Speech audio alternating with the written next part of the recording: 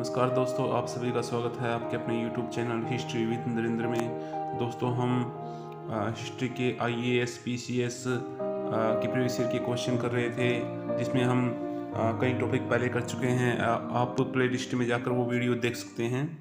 तो आज का जो हमारा टॉपिक है वो है फॉरेन इन्वेंशन, विदेशी आक्रमण। प्राचीन भारत में जो विदेशी आक्रमणकारी भारत में आए, सबसे पहले तो आपको ये जानना जरूरी है कि कौन कौन से जो आक्रमणकारी भारत में उनका कालक्रम आपको पता होना चाहिए। सबसे पहले आए थे हिंद यूनानी, इंडो ग्रीक, उसके बाद शक शासक आए, फिर पल्लव आए, और उसके बाद सबसे अंत में कुषाण शासक आए।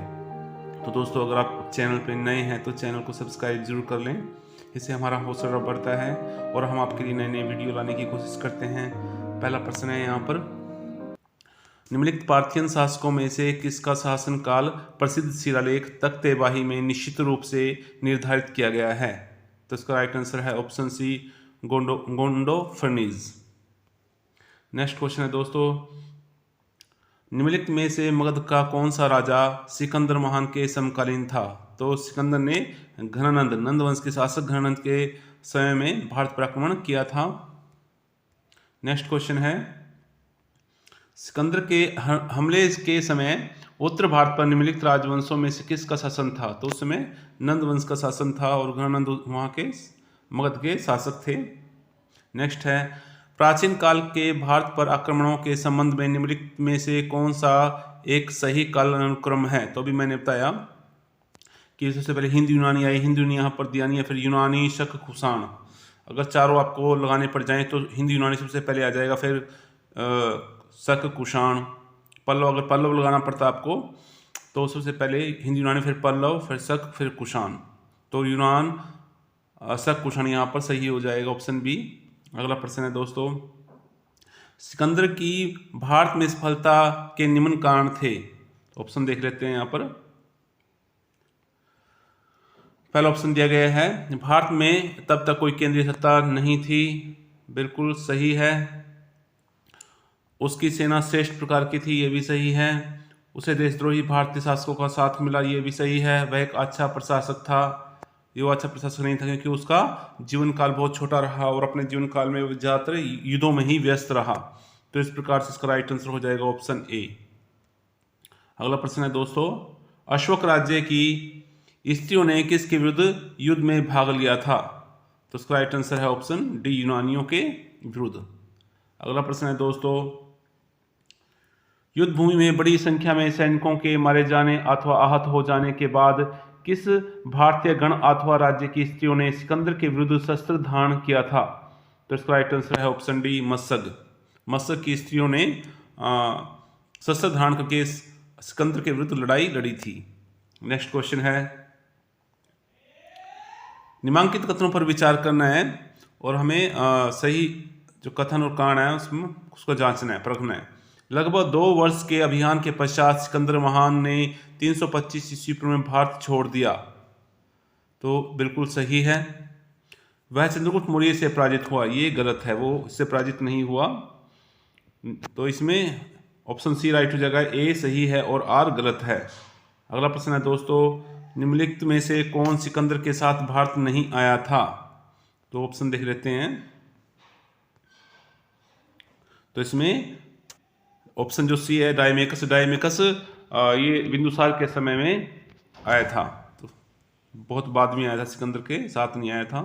नेक्स्ट क्वेश्चन है, 5वीं शताब्दी ईस्वी पूर्व में भारतीय प्रांत निम्नलिखित को 320 टैलेंट स्वर्ण वार्षिक कर के रूप में देता था। तो इसका राइट आंसर है फार्स।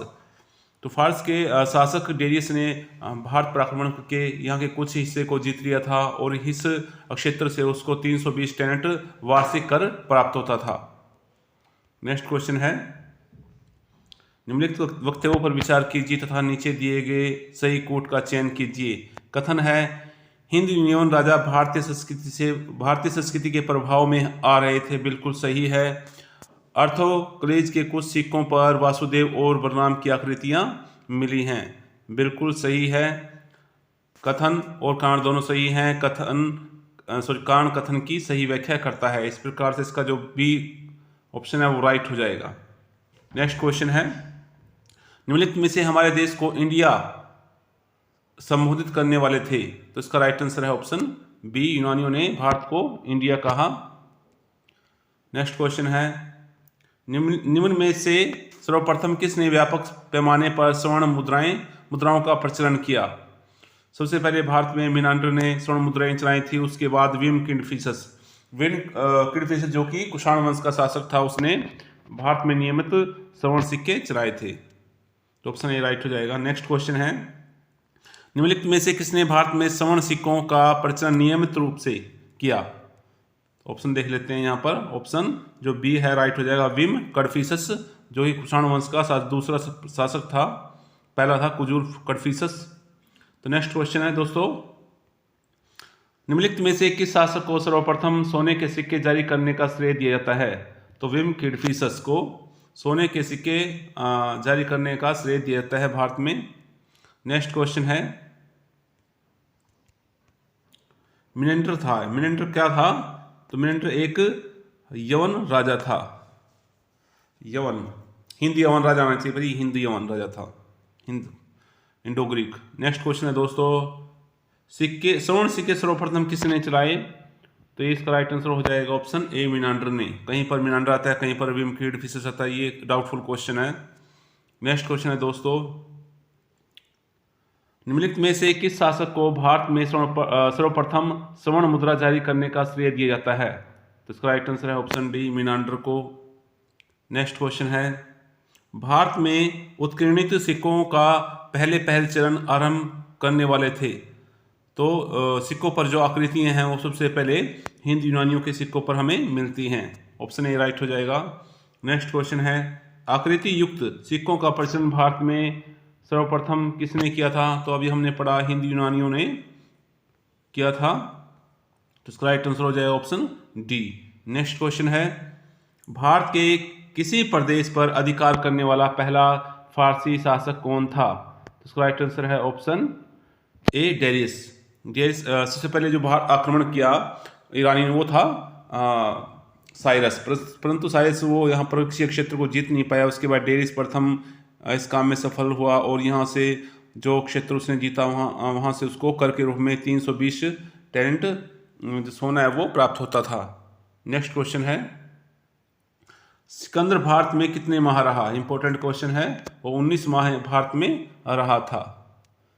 नेक्स्ट क्वेश्चन है, सिकंदर और पोरस के बीच युद्ध इस नदी के तट पर लड़ा गया था। तो इसका राइट आंसर है ऑप्शन सी, झेलम नदी के किनारे दोनों के बीच में युद्ध हुआ, जिसमें पोरस हार जाता है और पोरस की वीरता से सिकंदर बहुत प्रभावित होता है। नेक्स्ट क्वेश्चन है, उस वीर भारतीय राजा का नाम बताइए जिसे सिकंदर ने झेलम के तट पर पराजित किया था। तो इसका राइट आंसर है ऑप्शन ए, पुरु या पोरस। नेक्स्ट क्वेश्चन है, निम्नलिखित में से किस राज्य का शासक डायोडोटस प्रथम था? तो इसका राइट आंसर है ऑप्शन ए, बैक्टीरिया। नेक्स्ट क्वेश्चन है दोस्तों, किस चीन जनरल ने कनिष्क को हराया था? तो पान चाओ या पेन चाओ ने कनिष्क को हराया था। नेक्स्ट क्वेश्चन है, त्रिभाषिक लेख युक्त मुद्राओं को प्रचलित किया था।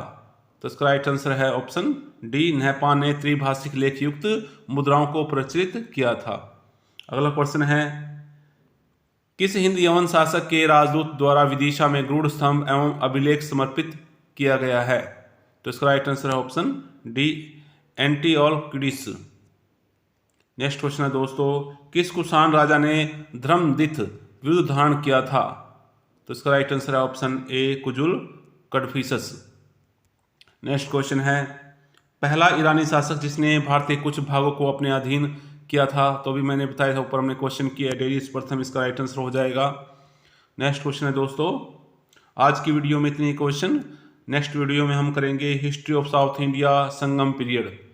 तो दक्षिण भारत के इतिहास और संगम पीरियड के बारे में जानेंगे। दोस्तों, अगर आपको वीडियो पसंद आया है तो इसको ज़्यादा से ज़्यादा दोस्तों तक शेयर करें। धन्यवाद।